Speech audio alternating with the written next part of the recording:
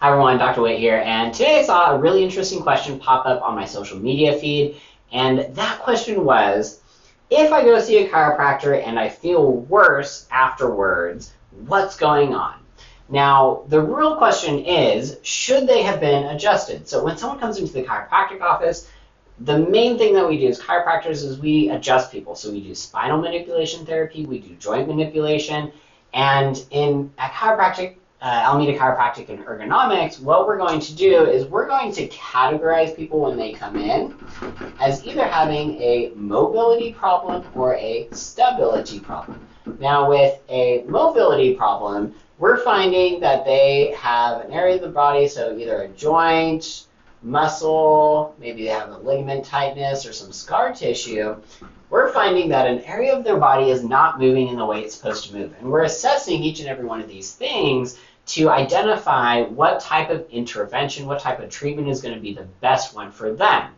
Now, if somebody's going to see a chiropractor and it doesn't feel better afterwards, they might be somebody who really actually has more of a stability problem. So stability can be categorized as either a brain control issue, so your brain for whatever reason can't control a certain type of movement, or it's going to be a support issue. So we don't have the proper activation and strength and muscles to support the demand that you are having for that part of your body.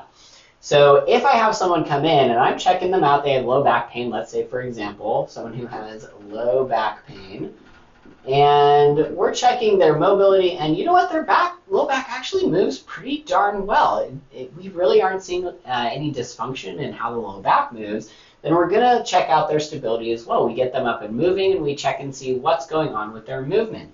Now, they might have a control issue. Maybe they're unable to control that movement very well, or maybe we're checking and they really don't have the strength and support they need when we're assessing them to be able to control that issue. So we've had them kind of activate different muscles, and when they activate different muscles, it feels better. Now, if somebody comes in and they don't really need to be adjusted because they don't have a joint mobility issue, then what we're going to do is we're going to actually focus on their exercises more. We're going to focus on control-based exercises, or we're going to focus on support-based exercises. Now, there are lots of people online, typing about, I went to see a chiropractor and it didn't help my issue, or I went to see a physical therapist, or I joined a gym and started working out, and that didn't help my issue either. So if we have someone seeing a chiropractor and it didn't help, well, maybe we need to actually look at their stability issue, the control and support of their musculoskeletal system. And if they saw a physical therapist or they joined a gym, they were doing primarily exercises and it didn't really help, well, maybe we really need to focus on how to improve mobility in a certain area. Maybe we're having some problems there.